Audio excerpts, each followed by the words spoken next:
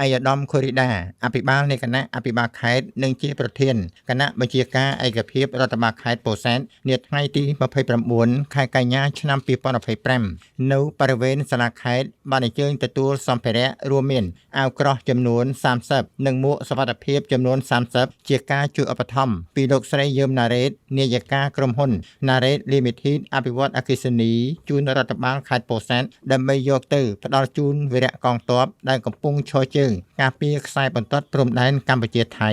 ក្នុងភូមិសាស្ត្រខេត្តពោធិ៍សាត់អាយដាមខូរីដាអភិបាលនៃគណៈអភិបាលខេត្តពោធិ៍សាត់បានថ្លែងអំណរគុណយ៉ាងជ្រាលជ្រៅជូនចំពោះលោកស្រីយឹមណារ៉េតនាយិកាក្រុមហ៊ុន Narrate Limited អភិវឌ្ឍអគ្គិសនីដែលផ្ដល់នូវសម្ភារៈដែលជាតម្រូវការចាំបាច់បំផុតសម្រាប់កងទ័ពនៅជួរមុខស្ថិតក្នុងស្ថានភាពចំពោះមុខនេះអាយដាមអភិបាលខេត្តនឹងយកសម្ភារៈទាំងនេះទៅប្រគល់ជូនវីរៈកងទ័ពជួរមុខដោយផ្ទាល់ដៃក្នុងស្មារតីខ្មែរជួយជាតិខ្មែរអាយដាមបានថ្លែងថាសកម្មភាពនេះបានបង្ហាញឲ្យឃើញពីស្មារតីស្នេហាជាតិជាធ្លុងមួយរបស់បងប្អូនប្រជាពលរដ្ឋកម្ពុជាទាំងអស់នៅសមរភូមិក្រោយគាំទ្រនិងលើកទឹកចិត្តដល់វីរៈកងទ័ពជួរមុខដែលបាននឹងកំពុងខិតខំតស៊ូការពារបន្ទាត់ព្រំដែនកម្ពុជាថៃ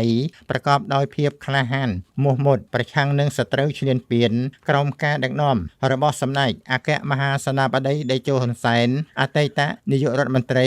និងបន្តមកសម្ដេចមហាបវរធិបតីហ៊ុនម៉ាណែតជានាយករដ្ឋមន្ត្រីនាពេលបច្ចុប្បន្នអាយដាមបានដឹងហើយថាសម្រាប់ខឿនការពារជាតិបងប្អូនប្រជាពលរដ្ឋរួមទាំងព្រះសង្ឃផងដែរបានចូលរួមយ៉ាងសស្រាក់សស្រាំជាមួយរដ្ឋបាលសាលាខេត្តស្រុកក្រុងដើម្បីជាកិច្ចឆ្លើយតបជាមួយនឹងការលះបង់សាច់ស្រស់ឈាមស្រស់របស់វីរៈកងទ័ពជួរមុខក្នុងកិច្ចការពារបូរណភាពទឹកដីកម្ពុជាពីចៅឈ្លានពានថៃជាមួយនឹងការចូលរួមរំលែកការលំបាករបស់បងប្អូនប្រជាពលរដ្ឋដែលជាជនភៀសសឹកដែលកំពុងតែច្រកកោននៅតាមទីតាំងសុវត្ថិភាពនានាទាំងអស់នេះគឺជាទឹកចិត្តរបស់បងប្អូនប្រជាពលរដ្ឋខ្មែរក្នុងស្មារតីសមរភូមិក្រោយជួយសមរភូមិមុខស្មារតីខ្មែរជួយខ្មែរក្នុងឱកាសនោះអាយដាមអភិបាលនៃគណៈអភិបាលខេត្តនិងជាប្រធានគណៈបញ្ជាការឯកភាពរដ្ឋបាលខេត្តសូមឲ្យលោកស្រីព្រមទាំងក្រុមការងារទាំងអស់សូមមានសុខភាពល្អ